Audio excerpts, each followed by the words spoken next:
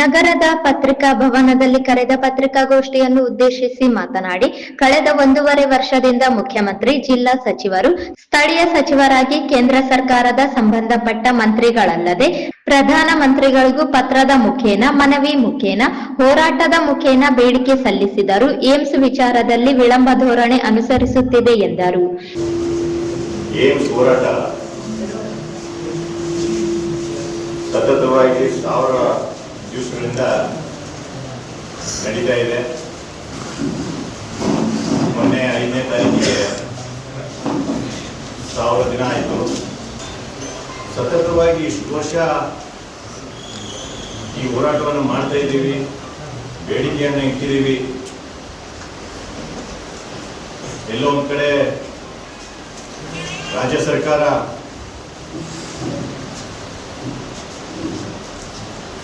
ಈ ಒಂದು ಭಾಗದಲ್ಲಿ ಆಗಬೇಕು ಅಂತೇಳಿ ತೀರ್ಮಾನ ಮಾಡಿ ಸುಮಾರು 1.5 ವರ್ಷ ಹಿಂದೆನೆ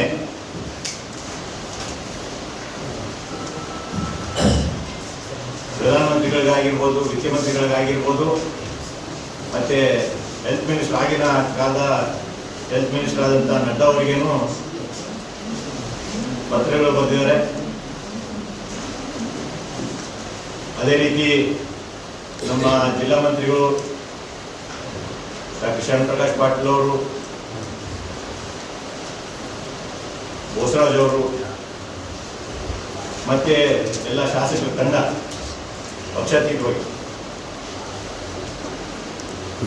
ಸೆಂಟ್ರಲ್ ಗೌರ್ಮೆಂಟ್ಗೆ ಹೋಗಿ ಒಂದು ಬೇಡಿಕೆಯನ್ನು ಇಟ್ಟಿದ್ರು.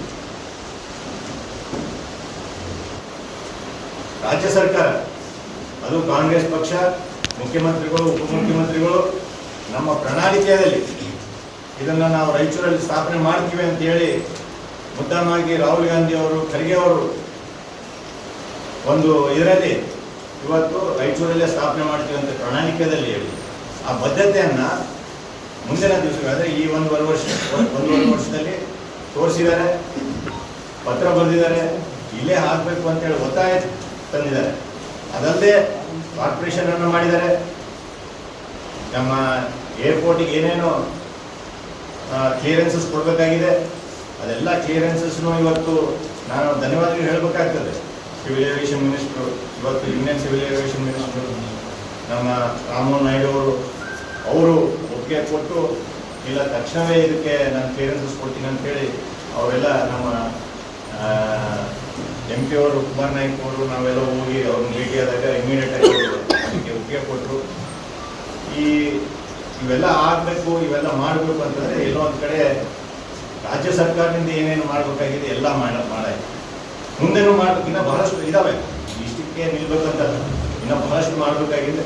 ಅದರಲ್ಲಿ ಎಲ್ಲರೂ ಸಹಕಾರ ಇರಬೇಕು, ನಾಗರಿಕರದ್ದು ಇರಬೇಕು. ಎಲ್ಲೋ ಒಂದು ಕಡೆ ನಾವೆಲ್ಲರೂ ಇದು ಹಾಗೇ ಬೇಕು, ಇದು ಇಲ್ಲಿ ಮಾಡೇಬೇಕು ಅಂತಂದ್ರೆ ನಮ್ದು ಬಹಳಷ್ಟು ಪಾತ್ರ ಇದೆ. ಬಿಜೆಪಿಯವರಿಗೆ ಬದ್ಧತೆ ಇಲ್ಲವೇ ಎಂಬ ಪ್ರಶ್ನೆಗೆ ಹೋರಾಟ ಪ್ರಾರಂಭವಾದಾಗ ಡಬಲ್ ಇಂಜಿನ್ ಸರ್ಕಾರವಿತ್ತು. ಏಮ್ಸ್ ಮಂಜೂರಿ ಮಾಡಿಸಿ ಅದರ ಕ್ರೆಡಿಟ್ ಅವರೇ ಪಡೆಯಬಹುದಾಗಿತ್ತು. ಸ್ಥಳೀಯವಾಗಿ ಕೋರ್ ಕಮಿಟಿಯಲ್ಲಿ ಏಮ್ಸ್ ವಿಷಯ ಪ್ರಸ್ತಾಪ ಮಾಡುವುದಕ್ಕೆ 1000 ದಿನಗಳ ಹೋರಾಟ ಬೇಕೇ ಎಂದು ಮರು ಪ್ರಶ್ನಿಸಿದರು. ಬಿಜೆಪಿಯವರು ವಿಮಾನ ನಿಲ್ದಾಣ ಭೂಮಿ ಪೂಜೆ ನೆರವೇರಿಸಿದಾಗ ಅಗತ್ಯ ಪ್ರಕ್ರಿಯೆಗಳೇ ನಡೆದಿರಲಿಲ್ಲ. ಇನ್ನು ಮಹಾನಗರ ಪಾಲಿಕೆ ಘೋಷಣೆಗೆ ಮಾತ್ರ ಸೀಮಿತವಾಗಿತ್ತು. ಆದರೆ ಕಾಂಗ್ರೆಸ್ ಸರ್ಕಾರ ಅಧಿಕಾರಕ್ಕೆ ಬಂದ ಮೇಲೆ ವಿಮಾನ ನಿಲ್ದಾಣ ಹಾಗೂ ಮಹಾನಗರ ಪಾಲಿಕೆಗಾಗಿ ಬೇಕಾದ ಎಲ್ಲಾ ಪ್ರಕ್ರಿಯೆಗಳು ಈಗ ನಡೆಯುತ್ತಿವೆ ಎಂದು ಹೇಳಿದರು. ಏಮ್ಸ್ ಆಸ್ಪತ್ರೆಗೆ ಇರಬೇಕಾದ ಮೂಲಭೂತ ಸೌಕರ್ಯಗಳು ಈಗ ಲಭ್ಯವಿವೆ.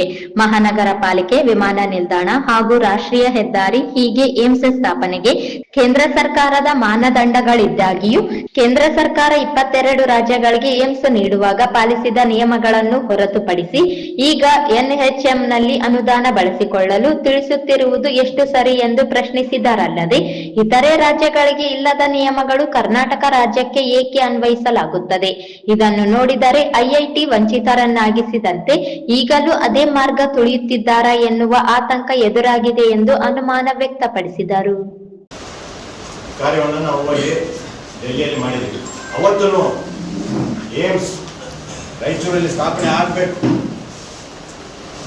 ಸದಾ ಮುಖ್ಯಮಂತ್ರಿಗಳು ಪ್ರಧಾನಮಂತ್ರಿಗಳಿಗೆ ಭೇಟಿಯಾದಾಗ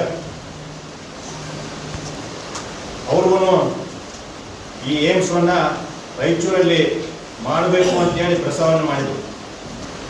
ನಮಗೆ ಒಂದು ಆಶಾಭಾವನೆ ಇತ್ತು, ಮಾಡ್ತಾರೆ ಇವತ್ತಿಲ್ಲ ನಾಳೆ. ಯಾಕಂತಂದ್ರೆ ಇದು ಯಾವ ಭಿಕ್ಷೆ ಅಲ್ಲ. ಪ್ರತಿಯೊಂದು ರಾಜ್ಯಕ್ಕೆ ಏಮ್ಸ್ ಅನ್ನ ನಾವು ಮಾಡೇ ಮಾಡ್ತೀವಿ ಅಂತೇಳಿ ಕೇಂದ್ರ ಸರ್ಕಾರ ನೀತಿ ಆಯೋಗ ಮಾಡಿದಂತ ಒಂದು ಘೋಷಣೆ. 22 ರಾಜ್ಯಗಳಲ್ಲಿ ಈ ಒಂದು ಏಮ್ಸ್ ಅನ್ನ ಸ್ಥಾಪನೆ ಮಾಡಿದ್ದಾರೆ. ಹಾಗಾಗಿ ನಮಗೆ ಒಂದು ಆಶೆ ಭಾವನೆ ಇತ್ತು, ಇವತ್ತಿಲ್ಲ ನಾಳೆ ಮಾಡೇ ಮಾಡ್ತಾರೆ, ಕೊಡ್ತಾರೆ ಅಂತೇಳಿ ನಮಗೆ ಪೂರ್ತಿ ನಂಬಿಕೆ ಕೇಂದ್ರ ಸರ್ಕಾರದ ಮೇಲೆ. ಯಾಕಂದ್ರೆ ಇನ್ನೊಂದು ಏನಂತಂದ್ರೆ ಬಹಳ ವಿಶೇಷ ಏನಂದ್ರೆ ಮುಖ್ಯಮಂತ್ರಿಗಳು ನಮ್ಮ ಭಾಗದವರು, ನಮ್ಮಿಂದನೇ ಅವರು ರಾಜ್ಯಸಭಾ ಮೆಂಬರ್ ಆಗಿ 2ನೇ ಬಾರಿಗೆ ವಿದ್ಯಾಮಂತ್ರಿಗಳಾಗಿದ್ದಾರೆ. ಹಾಗಾಗಿ ಅವರು ನಮ್ಮ ಬೇಡಿಕೆಯನ್ನ ಯಾವುದೇ ಕಾರಣಕ್ಕೂ ಕೇಳ್ತಾರೆ. ಅವ್ರು ಮಾಡಬೇಕಾಗಿದ್ದು ಇಷ್ಟೇ, ಅವರು ರಾಜ್ಯಕ್ಕೆ ಕೊಡಬೇಕಾಗಿತ್ತು. ರಾಜ್ಯ ಸರ್ಕಾರ ತೀರ್ಮಾನ ಮಾಡ್ತದೆ ಎಲ್ಲಿ ಮಾಡಬೇಕು, ಯಾವ ಭಾಗದಲ್ಲಿ ಮಾಡಬೇಕು, ಎಲ್ಲಿ ಇದಕ್ಕೆ ಸೂಕ್ತ ಅಂತೇಳಿ ರಾಜ್ಯ ಸರ್ಕಾರ ಮಾಡಬೇಕು. ಅದೇ 22 ರಾಜ್ಯಗಳಲ್ಲಿ ಮಾಡಿದಾಗ ನಮ್ಮ ಭಾಗಕ್ಕೆ ಬಂದಾಗ ಹೋದ ಒಂದು ನಮ್ಮ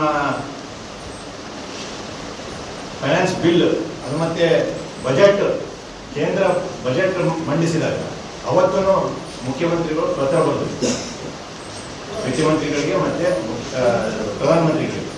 ಏನಂತ, ಇಲ್ಲಿ ನೀವು ಈ ಬಜೆಟ್ ಅಲ್ಲಿ 24-25ನೇ ಬಜೆಟ್ ಅಲ್ಲಿ ನೀವು ಇದನ್ನ ಘೋಷಣೆ ಮಾಡಬೇಕು ಅಂತೇಳಿ.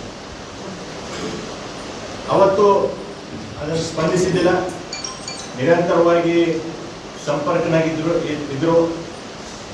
ಮತ್ತೆ ಪುನಃ ಇವತ್ತೇನು ಮೊನ್ನೆ 25-26ನೇ ಬಜೆಟ್ಗೂ ಮುಖ್ಯಮಂತ್ರಿಗಳು ಪತ್ರ ಬರೆದಿದ್ರು, ಇಲ್ಲ ಇದು ಈ ಒಂದು ವರ್ಷದಲ್ಲಿ ನೀವು ಘೋಷಣೆ ಮಾಡಬೇಕು ಅಂತೇಳಿ. ಆದರೆ ಅವರೊಂದು ಪತ್ರ ಬರೆದಿದ್ದಾರೆ. ಏನಂತ, ನಿಮ್ದೊಂದು NHM ಅಂದ್ರೆ ನ್ಯಾಷನಲ್ ಹೆಲ್ತ್ ಮಿಷನ್ ನಲ್ಲಿ ಏನು ಅನುದಾನ ಕೊಡ್ತಾ ಇದ್ದೀವಿ, ಅದರಲ್ಲಿ ಬೇಕಾಗಿದ್ರೆ ನೀವು ಅದನ್ನ ಅದೇ ಫಂಡಲ್ಲಿ, ಇಲ್ಲಿ ಹೇಳ್ತಾರೆ ಇಂಗ್ಲಿಷಲ್ಲಿದೆ, under NHM the ministry provides financial and technical support to the states, union territories to strengthen their healthcare infrastructure. ಅಂದ್ರೆ ಮೂಲಭೂತ ಏನು ಆರೋಗ್ಯ ಸಂಬಂಧ ಏನು ಮೂಲಭೂತ ಸೌಲಭ್ಯಗಳಿವೆ ಅದಕ್ಕೆ ನಾವು NHM ಅಲ್ಲಿ ನಾವು ಪ್ರೊವೈಡ್ ಮಾಡ್ತೀವಿ. Based on the requirements forced by the states duties in this program implementation plans within their overall resources envelope. Under NHM, total rupees 4,648 has been released to the state of Karnataka from the financial year 21-22 to financial year 24-25. ಅಂದರೆ 4 ವರ್ಷದಲ್ಲಿ 4,648 ಕೋಟಿ NHM ಅಲ್ಲಿ ನಾವು ಕೊಟ್ಟಿದ್ದೀವಿ. ಅದರಲ್ಲಿ ನೀವು ಮತ್ತೆ ಇನ್ನೊಂದು PM ಅಭಿಮ್ ಅಂತ ಹೇಳಿ ಇನ್ನೊಂದು ಫಂಡ್ ಇರ್ತದೆ, ಅದರಲ್ಲಿ 194 ಕೋಟಿ ಕೊಟ್ಟಿದ್ದೀವಿ. ಇವೆರಡು ಸೇರಿ ಇದರಲ್ಲಿ ಈ ಒಂದು ಫಂಡಲ್ಲಿ ನೀವು ಬೇಕಾಗಿದ್ರೆ ನೀವು ಏಮ್ಸ್ ಅನ್ನ ನೀವು ತಗೋಬಹುದು ಅಂತ ಹೇಳಿ. ನಾನು ಯಾಕೆ ಈ ವಿಷಯವನ್ನು ಪ್ರಸ್ತಾಪ ಮಾಡ್ತಾ ಇದ್ದೀನಿ ಅಂತಂದ್ರೆ, ಇವತ್ತು 22 ರಾಜ್ಯಗಳಲ್ಲಿ ಎಲ್ಲಿ ಅಂತ ಒಂದು ಪತ್ರ ಬರಲಿಲ್ಲ. ಯಾವ ಡೇಟಿಗೆ ಬರ್ತಾರೆ? 14ನೇ ಜನವರಿ 25. ಎಲ್ಲಿ 22 ಕಡೆ ಎಲ್ಲಿ ಏಮ್ಸ್ ಅನ್ನ ಸ್ಥಾಪನೆ ಮಾಡಿದ್ದಾರೆ, ಅಲ್ಲಿ ಎಲ್ಲಿ ಇವರು NHM ಫಂಡ್ಸ್ ಯೂಸ್ ಮಾಡ್ರಿ, PM ಅಭಿಮ್ ಫಂಡ್ಸ್ ಯೂಸ್ ಮಾಡ್ರಿ ಅಂತ ಎಲ್ಲಿ ಹೇಳಿದ್ದಾರೆ. ಮಾತ್ರ ಕರ್ನಾಟಕ ಯಾಕೆ? ಏನು ಉದ್ದೇಶ ಹೌದು ಅಥವಾ ದುರುದ್ದೇಶನ ಆಗ್ಬಾರ್ದಂತನ ಪತ್ರ ಬರಲಿಲ್ಲ. ಯಾವ ಡೇಟಿಗೆ ಬರ್ತಾರೆ? 14ನೇ ಜನವರಿ 25 ಎಲ್ಲಿ 22 ಕಡೆ ಎಲ್ಲಿ ಏಮ್ಸ್ ಅನ್ನ ಸ್ಥಾಪನೆ ಮಾಡಿದ್ದಾರೆ ಅಲ್ಲಿ ಎಲ್ಲಿ ಇವರು NHM ಫಂಡ್ಸ್ ಯೂಸ್ ಮಾಡ್ರಿ, PM ಅಭಿಮ್ ಫಂಡ್ಸ್ ಯೂಸ್ ಮಾಡ್ರಿ ಅಂತ ಎಲ್ಲಿ ಹೇಳಿದ್ದಾರೆ? ಮಾತ್ರ ಕರ್ನಾಟಕ ಯಾಕೆ? ಏನು ಉದ್ದೇಶ ಅವ್ರದ್ದು? ಅಥವಾ ದುರುದ್ದೇಶನ ಆಗ್ಬಾರ್ದಂತನ? ಇದಕ್ಕೆ ಮುಖ್ಯಮಂತ್ರಿಗಳು ಪತ್ರ ಬರೆದಿದ್ದಾರೆ. ಇಲ್ಲ, ಅದು ಆರೋಗ್ಯ ಏನು ಮೂಲಭೂತ ಡಿಸ್ಟ್ರಿಕ್ಟ್ ಹಾಸ್ಪಿಟಲ್ಸ್ನ ನಾವು ಸ್ಟ್ರೆಂಥನ್ ಮಾಡೋಕ್ಕೆ ಆ ಒಂದು ಅಮೌಂಟನ್ನು ನೀವು ಕೊಡ್ತಾ ಇದ್ದೀರಿ, ಅದರಲ್ಲಿ ಏಮ್ಸ್ ಅನ್ನು ತಗೊಳ್ಳೋಕ್ಕೆ ಆಗೋದಿಲ್ಲ. ನೀವು ಸೆಪ್ರೇಟ್ ಆಗಿ ನೀವು ಬೇರೆ ಕಡೆ ಹೆಂಗೆ ಕೊಟ್ಟಿದ್ದೀರಿ PMSSY ಅಲ್ಲಿ ಪ್ರಧಾನ ಮಂತ್ರಿ ಸ್ವಾಸ್ಥ್ಯ ಸುರಕ್ಷಾ ಯೋಜನೆಯಲ್ಲಿ ನೀವೆಲ್ಲ ಕಡೆ 22 ರಾಜ್ಯಗಳಲ್ಲಿ ಕೊಟ್ಟಿದ್ದೀರಿ, ಅದೇ ರೀತಿ ನಮಗೂ ಕೊಡ್ರಿ ಅಂತ CM ಅವರು ಒಂದು ಪತ್ರ ಬರೆದಿದ್ದಾರೆ. ಇದೆಲ್ಲ ಮುಗಿದ ನಂತರ